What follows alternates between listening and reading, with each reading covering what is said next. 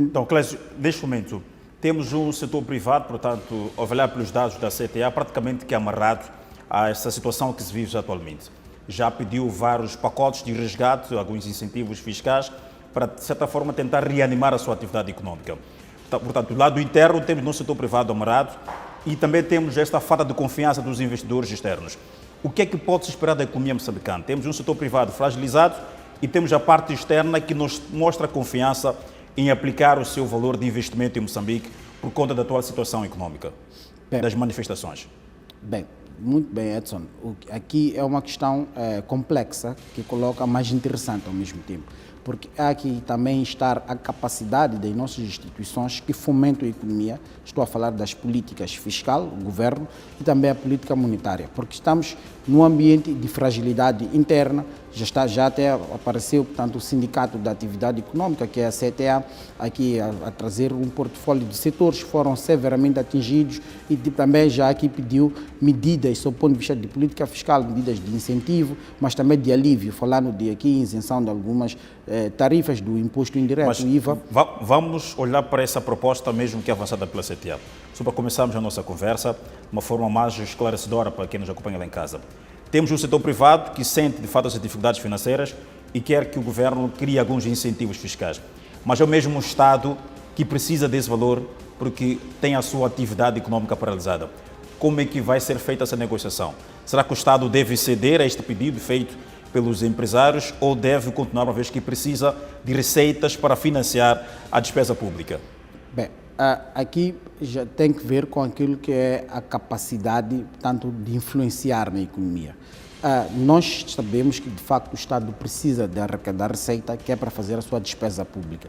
Mas, se nós formos a ver, sob o ponto de vista de efeito, do exercício de impacto na economia, a política fiscal, quando ela arrecada receita para, portanto, implementar ou aplicar em despesa pública, ela tem sido menos eficaz relativamente, portanto, a uma isenção ou a uma disposição, no sentido de dispor de arrecadar, portanto, aquela receita, ou seja, simplesmente não arrecadar a receita, deixar aquele valor, aquele potencial contributo do imposto de receita para, portanto, os agentes econômicos. Ou seja, é mais eficaz quando nós retiramos, por exemplo, alguns impostos, sobretudo em produtos de primeira necessidade, porque tem exercício no impacto direto no preço destes produtos, relativamente a produtos, tanto aqui salvo a redundância, conforme eu já havia dito, a produtos de primeira necessidade, produtos também extremamente essenciais. Portanto, quando retira-se aqui o imposto sobre estes produtos,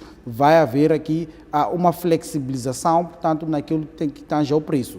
Porque se o Estado ou o Governo quiser arrecadar receita para, portanto, financiar aqui o exercício da sua função alocação, distribuição e redistribuição de rendimento, tem menos, portanto, eficácia relativamente a uma isenção, porque a isenção tem um benefício direto, sente-se direto, portanto, no poder de compra dos moçambicanos.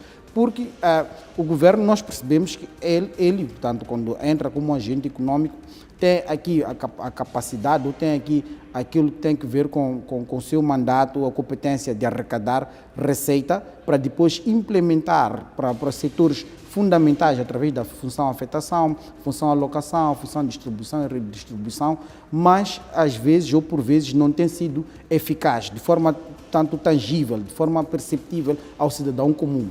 Daí que é preciso haver este equilíbrio. Por um lado, o governo tem esta necessidade, de facto, de arrecadar receita para fazer face à sua despesa pública, mas, por um lado, o governo tem que aqui forjar novas estratégias para conter os impactos, portanto, dessas manifestações que têm, por fim último, aqui lesar a economia, porque depois é aquilo que tem-se dito, vai se lesar a economia, que é para pressionar a certas decisões políticas. Então, é preciso que o governo tenha, de facto, essa sensibilidade, porque estamos a falar de empresas que fecharam, estamos a falar de, naturalmente, desempregos, portanto, vai-se agudizar a situação do emprego na economia e vai também aqui agudizar, portanto, aquilo tem que ver com o bolso, o poder de compra dos moçambicanos, e é preciso que haja aqui almofadas para sobretudo, portanto, aqui amortecer esses impactos nefastos que vão aqui, de certa forma, deteriorar as condições de vida dos moçambicanos. Portanto,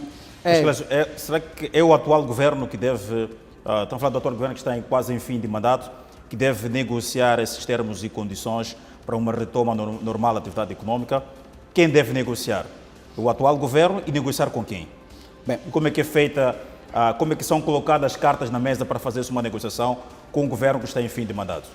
bem, Estamos já a perspectivar o ano 2025. Temos que encontrar uma solução para sairmos dessa crise econômica que encontramos por conta dessas manifestações. A pergunta é o atual governo que está em fim de mandato que deve negociar com quem, e temos que olhar já para o ano 2025?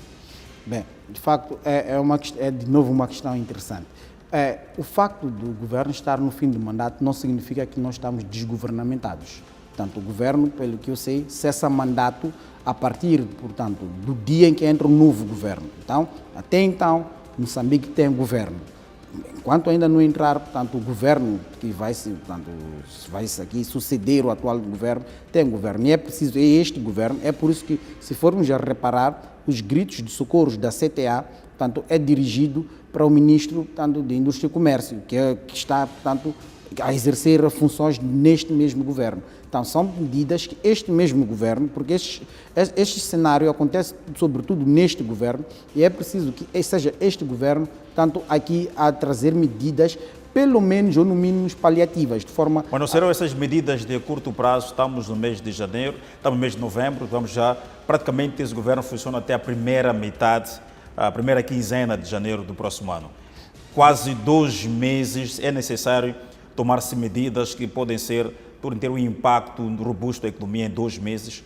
De facto, as medidas vai depender se tem impacto robusto em 2 meses ou não. Nós estamos a ver um conflito pós-eleitoral, que depois tem contornos de gritos de socorros na sociedade e até, se for a reparar, na CTA. Repara, pegando até neste último, na qual mencionei que é a CTA.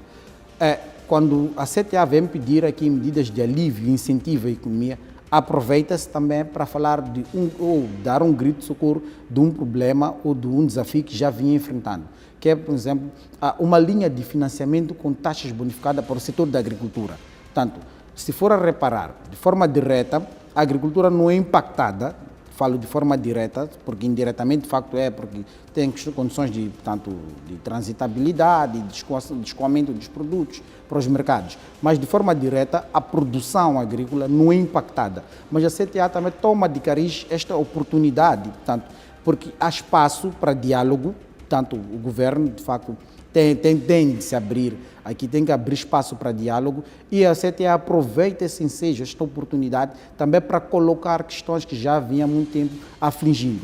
Mas também tem um outro lado social. Nós vemos que isto é um conflito pós-eleitoral, mas nós vemos manifestações que também percebe-se que já não tem contornos políticos, são contornos sociais, porque as pessoas reclamam de falta de oportunidade de emprego, jovens, falta de oportunidade de um sistema nacional de educação robusto e qualitativo, sistema, portanto, de saúde também com qualidade e diversas infraestrutura, transporte, portanto, é um acúmulo de problemas sociais que também vem dar aqui espaço a este grito, portanto, deste diapasão, que é para também para quem é de direito, portanto, o governo poder também tomar essa sensibilidade para poder escutar todas essas sensibilidades, que é para se arranjar portanto, uma solução.